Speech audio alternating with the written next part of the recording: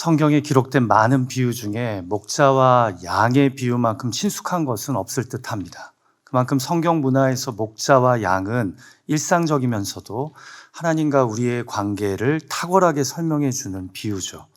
예수님도 자신을 목자라 말씀하시고 우리를 양에 비유하시며 당신의 사명은 길 잃어버린 양을 찾는 것이라고 선언하시지 않았습니까? 어떻게 보면 하나님이 이 땅에 예수 그리스도를 보내신 것은 목자를 떠나 길을 잃고 방황하는 양과 같은 우리를 불쌍히 여기셔서 십자가를 통해 다시 우리를 목자 되신 하나님께로 돌아가게 하기 위함이 아닙니까? 그래서 성경적으로 볼 때 하나님을 목자로 우리를 양으로 비유하는 것은 매우 절묘하다고 볼 수 있습니다. 자, 그렇다면 좀 더 들어가서 도대체 성경이 이해하는 하나님은 어떤 목자이시고 우리는 어떤 양일까요? 목자도 좋은 목자, 나쁜 목자가 있고 양도 착한 양, 못된 양이 있지 않겠습니까? 여러분, 일단 성경이 주로 보여주는 양은요, 길을 잘 잃어버리는 양입니다. 어떤 양이라고요? 길을 잘 잃어버리는 양이에요. 여기서 좀 더 들어가면 고집이 세고 자기 마음대로 움직이는 양입니다. 우리 같이 이사야서 53장 6절 말씀을 읽어볼까요? 시작. 우리는 다 양 같아서 그릇 행하여 각기 제 길로 갔거늘. 쉽게 말씀드려서 우리는 손이 많이 가는 양이라는 겁니다. 우리 스스로는 안 그렇다고 생각하겠지만요. 올 한 해에도 보이게 보이지 않게 우리 하나님의 손이 많이 들어간 인생이 바로 저와 여러분이었다라는 겁니다. 우리 생각에는 별로 하나님 속을 안 썩였다고 생각하시겠지만 아닙니다. 주님의 손이 각기 제 길로 가려는 고집센 우리를 부단히 붙잡으셔서 더 헤매지 않도록 더 막 나가지 않게 인도해 주셨습니다. 여러분, 양은 눈이 어두워서요, 전방 1, 2m 앞에 있는 사물만 구별할 뿐 그 이상의 거리에서는 늑대나 곰이 와서 입을 벌려도 한가로이 풀을 뜯어먹는다고 합니다. 그래서 앞에서 뭔가 움직이면 그냥 같이 따라 움직이다가 길을 잘 잃고 헤매는 게 바로 양입니다. 자, 그런데 성경이 이런 우리를 무엇과 같다고 부른다고요? 양과 같다고. 우리는 다 양 같아서 그릇 행하여 각기 제 길로 갔거늘. 우리가 이런 양을 매우 많이 닮았답니다. 쉽게 그릇 행하여 잘못된 길이 맞는 줄 알고 고집 부리며 걸어간답니다. 그래서 방황을 잘하고 길을 잘 잃어버리는 것이 바로 저와 여러분입니다. 올 2024년 저와 여러분은 하나님 앞에 어떤 양이었습니까? 하나님의 손이 부단히 많이 가는 한 해였습니까? 혹시 고집을 피우고 가지 말아야 할 길을 옳다고 내가 가고 싶다고 생떼를 쓰다가 그릇된 길로 가시지는 않았습니까? 세상을 따라 앞에 양들이 간다고 따라갔다가 낭패를 당하시지는 않으셨습니까? 아니면 올 한 해 목자 말을 잘 들으며 방초 동산에서 안전하게 주의 돌보심을 받으며 가정과 일터에서 살아오셨습니까? 아마 착한 양들보다는 못되고 고집센 양들이 이 자리에 많이 있었을 겁니다. 그래서 올 한 해에도 하나님의 손이 유단히 많이 가는 분들이 있었을 겁니다. 저처럼 말입니다. 자, 그렇다면 성경은 목자 되신 우리 하나님을 어떤 목자로 묘사합니까? 저는 이것을 가장 잘 보여주는 말씀이 바로 오늘 본문인 다윗의 시편 23편이라고 생각합니다. 목자 출신의 왕 다윗이 자신의 지난 인생을 양으로 돌아보면서 이런 나에게 하나님은 어떤 목자셨는지를 회상하며 쓴 찬송시가 바로 시편 23편이기 때문입니다. 그래서 여러분, 시편 23편이 이렇게 시작되죠. 여호와는 나의 목자시니 내게 부족함이 없으리로다. The Lord is my shepherd. I shall not be in want. 여호와 하나님이 my shepherd, 나의 목자시랍니다. 그러면 나는 누구입니까? 그분의 양이라는 거죠. 그리고 양으로서 다윗이 평가하는 목자 하나님은 어떤 하나님이십니까? 나에게 궁극적으로 부족함이 없게 하시는 선한 목자입니다. 자, 2024년을 마무리하며 저는 우리가 너무나 잘 아는 시편 23편의 말씀을 묵상했으면 합니다.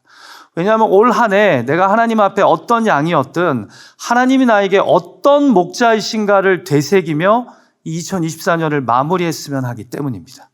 그래서 올 한 해 나의 연약함에도 불구하고 선한 목자 되신 하나님이 내 삶을 붙잡아 주셨음을 잊지 않으며 2024년을 떠나보냈으면 합니다. 자, 다윗은 시편 23편에서 자신을 왜 선한 목자가 돌보는 양으로 묘사합니까? 선한 목자의 양이라는 정체성에서 발견하게 되는 우리는 누구입니까? 첫 번째로 우리 삶은 사실 돌보시는 목자로 인해 살아가고 있음을 오늘 시편 말씀에서 우리가 발견하는 목자를 통해 알게 됩니다. 여러분, 양과 같은 인생을 살았던 다윗이요, 시편 23편을 시작하면서 여호와 하나님을 뭐라고 고백하죠? 나의 목자시라고, 내게 부족함이 없답니다. 이 말의 의미는요, 그가 하나님의 돌봄을 받는 양이었음을 인정하는 겁니다.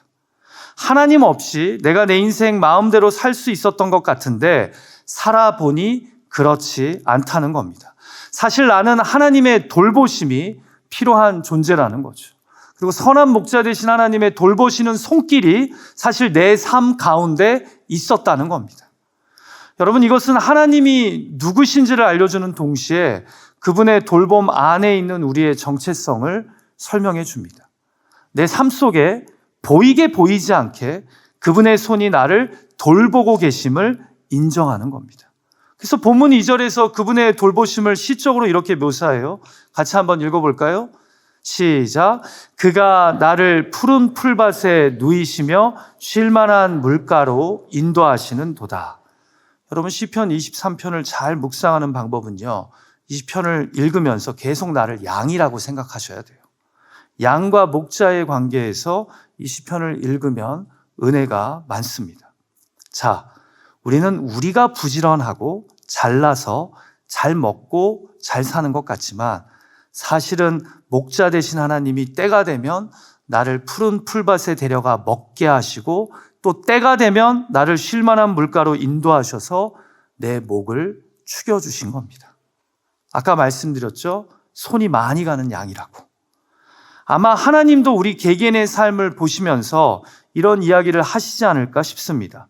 특별히 저를 보시면서 넌 참 손이 많이 가는 양이다 라고 말입니다. 여러분, 양에게 이런 세밀한 돌봄이 필요한 이유는요, 아까 시력이 나쁜 것도 말씀드렸지만 기본적으로 양은 먹이사슬 관계에서 매우 취약한 존재입니다. 양은 풀을 뜯어먹는 초식동물이기도 하지만 지구상의 모든 동물들은 기본적으로 자기 방어와 공격 능력을 갖고 있습니다. 힘이 없으면 빨리 뛰기라도 하고 자신을 보호하기 위해 피부 색깔을 바꾸기라도 합니다. 또 최후의 수단으로 독을 가지고 있기라도 합니다. 그런데요, 많은 동물 중 양만은 생명을 유지하고 종족을 보존하기 위한 방어 수단이 전무합니다. 상당히 잘 지낼 것 같은, 혼자 잘 살 것 같은 존재인 듯 하지만 사실은 매우 약한 존재가 바로 양과 같은 우리 인간이라는 거죠. 자, 그런데 양이 멸종했습니까? 아니면 아직도 존재하나요? 대답하기 귀찮으시죠? 여전히 번식하고 있으며 평화로이 때를 지어 살아가고 있습니다. 그 이유는 딱 하나예요. 목자가 있기 때문입니다. 목자의 돌봄이 양들에게 있기 때문입니다. 자, 그리고 이것을 이제 3절에서는 인간의 삶으로 옮겨서 묘사하는데요. 이렇게 때에 따라 푸른 풀밭, 쉴만한 물가로 인도하시며 양을 돌보는 목자의 손길은 마치 하나님이 나의 영혼을 때에 따라 회복시켜 주시고 때에 따라 자기 이름을 위해 나를 의의 길로 인도하시는 돌보심과 같답니다. 목자가 양을 세심하게 푸른 초장과 쉴만한 물가로 인도해서 쉬게 하고 마시게 하는 것처럼 나도 사실은 내 인생에 어려운 일이 생길 때마다 하나님이 나를 보이지 않게 돌보시고 소생시켜 주시고 위로해 주셨다는 겁니다. 당신의 이름을 위해서라도 나를 의의 길로 인도하셨답니다. 이것이 바로 양을 돌보시는 목자 되신 하나님의 손길이라는 거죠. 그렇게 사실은 내가 자라가고 또 온전해지고 있다라는 겁니다. 사랑하는 예배자 여러분, 우리가 오늘 이 순간까지 살아있음에는 사실 보이지 않는 하나님의 돌보심이 있었기 때문이라는 것 인정하십니까? 마치 우리가 부모의 돌봄을 어느 순간부터는 너무나 당연하게 여기는 것처럼 우리가 하나님의 보이지 않는 돌봄의 손길을, 일상의 평안을 당연한 것처럼 여겨서 그렇지, 사실 올 한 해에도 목자이신 하나님께서 우리를 때에 따라 인도해 주시고 돌봐 주셔서 우리가 이렇게 2024년을 마무리하는 이 예배에 함께하고 있는 것입니다. 2024년 우리 삶 가운데 때에 따라 푸른 초장을 허락하셨고 쉴만한 물가로 인도하셨고, 그래서 우리가 여기까지 올 수 있게 되었다는 것이죠. 마음 상한 일들 가운데 내 영혼을 다시 소생시켜 주셨고, 악한 상황에서도 나를 의의 길로 인도해 주셔서 내가 그나마 이렇게 살아가고 자라가고 있다는 겁니다. 나를 돌보시는 선한 목자 되신 하나님의 손길이 사실은 올 2024년 마치 목자가 양을 돌보듯이 나를 꽉 붙잡고 있으셨다는 거죠. 여러분, 왜 찬송가 가사 중에 받은 복을 세어보아라는 가사가 있는지 아십니까? 우리가요, 삶의 산수를 정말 못하기 때문입니다. 그래서 받은 복들을 세어서 애드하지 않고 꼭 남들에 비해 받지 않은 것들을 자꾸 세어서 마이너스 하려고 합니다. 그래서 복은요, 세어봐야 합니다. 자세히 세보니까 돌보시는 손길이 있다는 거죠. 사실은 보이지 않는 하나님의 손길이 올 한 해 나를 돌보셔서 내가 2024년에도 이곳 미국 땅에서 이렇게 이민자로서, 유학생으로서, 주재원으로서 살고 있는 겁니다. 내 가정, 일터, 교회가 그나마 이 정도였던 것은 그릇 행하여 제 갈 길로 갔던 우리의 삶을 그나마 선한 목자 되신 하나님이 뒤치다꺼리 해주셔인 겁니다. 그나마 내가 하나님을 믿어서 이 정도 이상 선을 넘지 않고 안전할 수 있었던 겁니다. 선한 목자 되신 주님의 돌보시는 손길 때문에 말입니다. 오늘 이 저녁 송구영신 예배를 드리면서 선한 목자 되신 하나님이 나를 쉬이 포기하지 않고 보이게 보이지 않게 돌봐주심으로 내가 2024년을 마무리하게 되었음을 깨달을 수 있는 그런 저와 여러분이 되기를 주님의 이름으로 축복합니다. 오늘 이 저녁 한 해를 마무리하며 올 한 해 선한 목자 되신 하나님이 나를 돌보아 주셨음을 기억하며 여호와는 나의 목자시니 내게 부족함이 없습니다. 그렇게 고백할 수 있는 저와 여러분이 되기를 주님의 이름으로 축복합니다. 자, 두 번째로 선한 목자의 양이라는 정체성에서 발견하게 되는 나는 누구입니까? 우리 삶은 사실 함께 하시는 목자로 인해 안전합니다. 자, 이제 다윗은 돌보시는 목자의 손길에서 인생의 고난 가운데 함께 하시는 목자, 선한 목자를 소개합니다. 같이 본문 4절 말씀 읽어볼까요? 시작. 내가 사망의 음침한 골짜기로 다닐지라도 해를 두려워하지 않을 것은 주께서 나와 함께 하심이라. 주의 지팡이와 막대기가 나를 안위하시나이다. 여러분, 양의 삶에 푸른 초장과 쉴만한 물가만 있으면 얼마나 좋겠습니까? 목자가 오직 신경 쓸 일이 위급한 일이 아니라 이런 소소한 돌봄이기만 하면 얼마나 편하겠습니까? 그런데 우리네 삶이 그렇지만은 않습니다. 길을 잃어 사망의 음침한 골짜기로 내려가기도 하고 또는 야생 동물의 공격을 받아 위험에 처하기도 합니다.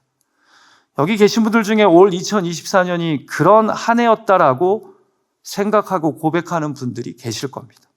자, 그런데 그럴 때마다 누가 양과 같은 우리와 함께 하셨답니까? 목자 되신 하나님이 나와 함께 하셨답니다. 이것이 다윗의 고백이에요. 여러분 잊지 마세요. 지금 다윗은요, 자신의 삶에 사망의 음침한 골짜기가 아예 없었다고 이야기하지 않습니다. 그리고 실제로 그의 삶에는 무수한 역경이 있었습니다. 그런데 중요한 것은 그때마다 나의 선한 목자 되신 하나님이 나와 함께 해주셨다는 겁니다. 여러분, 여기서 흥미로운 것이요, 시편 23편 1절에서 3절까지는 계속해서 다윗이 목자 되신 하나님을 3인칭 단수로 설명합니다. 그래서 2절에 보면 그가 나를 푸른 풀밭에 누이시고 또 그가 나를 쉴만한 물가로 인도하셨다고 기록합니다. 사실 개역개정의 3절 번역에는 3인칭 단수가 빠져 있지만 원래는 그가 내 영혼을 소생시키시고 그가 그의 이름을 위하여 나를 의의 길로 인도하신다고 적혀 있습니다. 다 3인칭 단수예요. 자, 그런데 사망의 음침한 골짜기가 나오는 4절부터 그가 당신으로 바뀝니다. 아쉽게도 개역개정은 시편에 기록된 히브리어 2인칭 단수를 존댓말 문화로 인해 다 3인칭 단수로 의역해서 번역했지만 4절은 명확하게 이렇게 기록되어 있어요. 같이 한번 읽어볼까요? 시작. 내가 사망의 음침한 골짜기로 다닐지라도 해를 두려워하지 않을 것은 당신이 나와 함께 하심이라. 당신의 지팡이와 당신의 막대기가 나를 안위하시나이다. 느낌이 다르지 않습니까? 당신의 지팡이와 막대기가 나를 안위하십니다. 왜 갑자기 다윗은 좀 거리감이 느껴지는 3인칭에서 친근한 2인칭으로 바꿔서 4절에 하나님을 선한 목자를 묘사하는 걸까요? 여러분, 사망의 음침한 골짜기에서는 하나님의 임재와 동행이 더 생생하게 느껴지기 때문입니다. 그분의 실제가 추상적이기보다 사망의 음침한 골짜기에서는 확연하게 다가오기 때문입니다. 사망의 음침한 골짜기를 주님과 함께 걸어가신 분은 지금 제가 무슨 이야기를 하는지 잘 이해하실 거예요. 그래서 고난의 현장에서 아이러니하게도 그분은 이제 당신이 되어주십니다. 당신이 이 사망의 음침한 골짜기에서 나와 함께 하심이 생생한 나의 경험, 나의 간증이 된다라는 거죠. 제가 30년 전에 뉴욕주에서 고등학교를 다닐 때요, 믿으시거나 말거나 학교 바이스리 사커팀의 멤버였습니다. 사실 미국 친구들이 축구를 잘하면 얼마나 잘할까 해서 미국에 유학 간 그 다음에 트라이아웃을 했는데요, 의외로 축구들을 정말 다 잘합니다. 그래서 가까스로 바이스리 팀에는 들어갔지만 솔직하게 말씀드릴게요, 저는 주전 멤버는 아니었습니다. 주로 후반전에 게임이 잘 안 풀릴 때 조커로 들어가서 적진에서 정신없이 위협을 가하는 것, 이게 제 주 역할이었습니다. 그래서 제가 골을 넣는 게 아니라 제가 정신없게 하면 딴 친구가 골을 넣습니다. 그래서 경기가 잘 풀리는 날이나 점수차가 많이 난 날에는 그냥 벤치 신세였습니다. 그럼에도 제가 불평하기보다 감사한 것은요, 그나마 저는 비록 주전은 아니어도 종종 게임에 나갔거든요. 사실 시즌 내내 그냥 백업으로 벤치에만 앉아있는 친구들이 제법 많았기 때문입니다. 자, 그런데 어느 날 벤치에 앉아서 후반전 출전을 대기하는데요, 갑자기 제 눈에 경기장에 앉아있는 적지 않은 수의 학부모들이 보이더라고요. 곰곰이 생각해 보니까 이분들의 자녀 중 적지 않은 애들이 벤치에 그냥 앉아있는데도 부모들은 어김없이 와서 경기를 보고 응원을 하더라고요.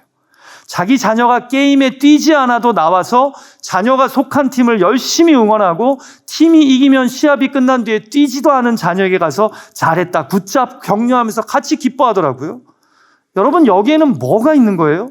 자녀를 향한 부모의 변함없는 사랑과 신뢰가 있는 겁니다. 냉정한 세상이 널 어떻게 평가하든 엄마 아빠는 내 편이라는, 우리는 너를 응원하고 지지한다는 것을 함께함으로 보여주는 겁니다. 여러분, 제가 이때 처음으로 부모님들이 한국에 계셔서 제가 축구 시합하는 곳에 함께하지 못하신다는 것이 섭섭하더라고요. 여러분, 이때 제가 깨달은 것이요, 잘하든 못하든 함께 해준다라는 것은 곧 응원이고 신뢰고 지지이고 사랑이구나. 그걸 제가 깨달았어요. 사랑하는 예배자 여러분, 다윗이 인생에서 경험한 목자가 바로 그런 어떤 경우에도 함께 해주시는 목자였습니다. 내가 양으로서 인생길에 잘못 들어서서 사망의 음침한 골짜기를 걸을 때가 분명히 있습니다. 내가 세상에서 넘어지고 패배할 때가 있습니다. 그럼에도 내가 해를 두려워하지 않은 것은 바로 선한 목자 대신 나의 목자가 나와 함께하고 계시기 때문입니다. 나를 응원하고 계시기 때문입니다. 누가 뭐라고 그래도 내 편이시기 때문입니다. 왜요? 내가 잘난 양이어서요? 아니요. 내가 선한 목자의 양이기 때문입니다. 선한 목자의 연약한 양이기 때문입니다. 그래서 그분의 지팡이와 막대기로 들짐승의 공격을 막아주시고 결국은 갈 길을 인도해 주십니다. 사랑하는 예배자 여러분, 올 2024년 저와 여러분의 삶에도 방초동산이 아닌 사망의 음침한 골짜기가 있었습니다. 그런데 우리 주님이 끝까지 나와 함께 하셔서 예배 가운데, 내 눈물의 기도 가운데 함께 해주셨습니다. 내 외마디 외침, 주여! 라는 이 간구 가운데, 기도 가운데 함께 해주셨습니다. 부디 내 삶의 선한 목자 되신 하나님이 올 한 해 내 인생의 음침한 사망의 골짜기에서도 나와 함께 해주셨음을 잊지 않는 그런 저와 여러분이 되기를 주님의 이름으로 축복합니다. 나는 선한 목자의 양입니다. 마지막으로 선한 목자의 양이라는 다윗의 고백에서 발견하게 되는 우리는 누구입니까? 우리 삶은 실패하지 않는 목자의 사랑으로 결국 승리합니다. 이제 마지막 5절과 6절에서 다윗은 목자의 함께 하심으로 사망의 음침한 골짜기를 거쳐간 양의 축복된 삶을 이야기합니다. 양의 상황이 죽음의 골짜기에서 즐거움이 넘치는 잔칫집으로 옮겨진 겁니다. 그래서 5절에 보면 선한 목자 되신 주께서 그를 사망의 음침한 골짜기로 빠뜨린 원수의 목전에서 내게 맛난 음식이 가득한 상을 차려주시고요, 그의 머리에 기름을 부어주십니다. 여러분, 목축을 하다가 양에게 기름을 부어줄 때는요, 주로 다친 상처에 발라줄 때입니다. 사망의 음침한 골짜기를 지나며 입은 상처를 선한 목자 되신 주님이 치료해 주시는 겁니다. 그리고는 잔치상에서 그 잔이 넘치도록 포도주를 부어주신답니다. 풍성한 환대를 통해 사망의 골짜기를 지난 양을 이제 축복하시는 겁니다. 사실은 하나님이 함께 하심으로 헤쳐갈 수 있었던 건데 말입니다. 자, 그러면서 하나님의 양인 다윗은요, 맨 마지막 절에서 왜 이렇게 목자 되신 하나님이 내 삶을 돌봐주시고 고난 가운데 함께 하시고 이렇게 귀한 잔치상을 차려주시는지 그 이유를 이렇게 정리하는데요. 같이 마지막 절 6절 말씀 읽어볼까요? 시작. 내 평생의 선하심과 인자하심이 반드시 나를 따르리니 내가 여호와의 집에 영원히 살리로다. 아멘. 자, 다윗이 여기서 이야기하는 것이 두 가지예요. 첫째, 하나님의 선하심과 인자하심이 반드시 나를 따른다는 겁니다. 여기서 선하심과 인자하심은 곧 하나님의 언약적인 의무와 변치 않는 사랑을 표현하는 단어로서요, 이 두 단어를 선하심과 인자하심을 합치면 그 뜻이 풀이하자면 이런 거예요. 실패하지 않는 하나님의 사랑입니다. 내 인생을 끝까지 책임져 주시는 그 하나님의 선하심, 그리고 결국 나를 향해서 변하지 아니하시는 그 하나님의 헤세드, 인자하신 사랑, 이것이 바로 실패하지 않는 하나님의 사랑이라는 거죠.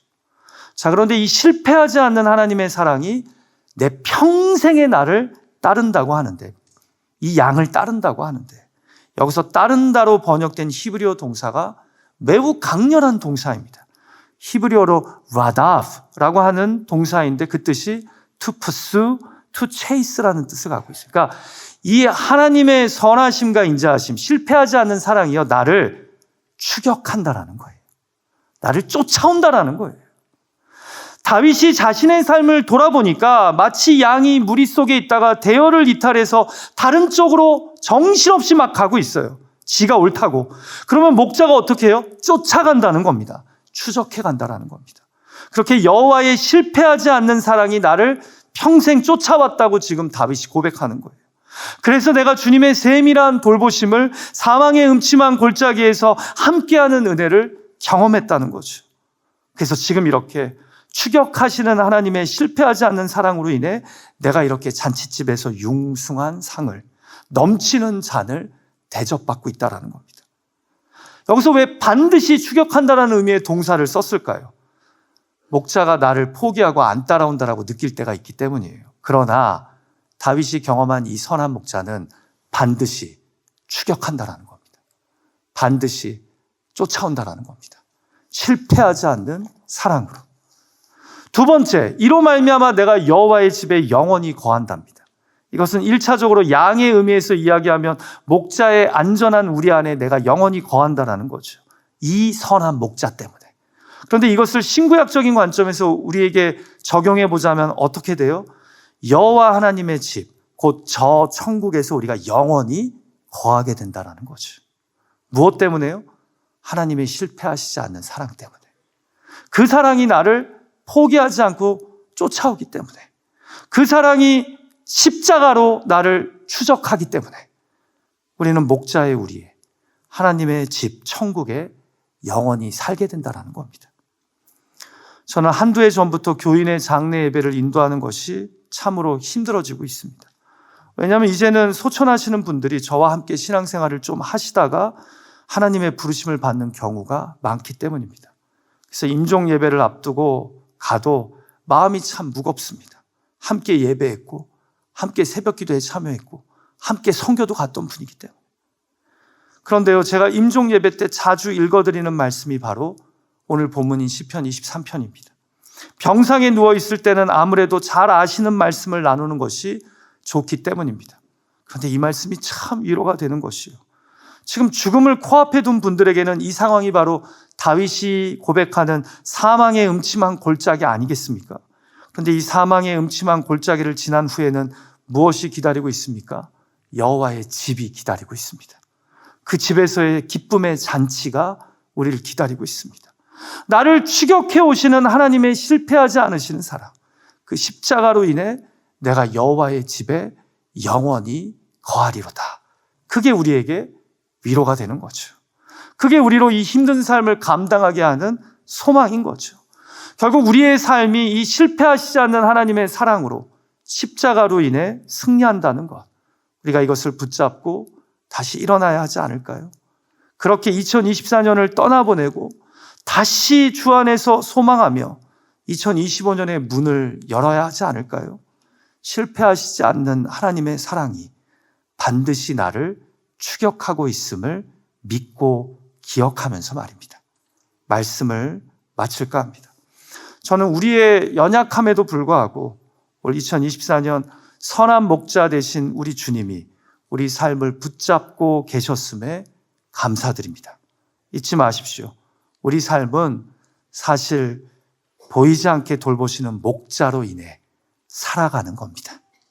우리 삶은 사실 함께 하시는 목자로 인해 안전한 겁니다.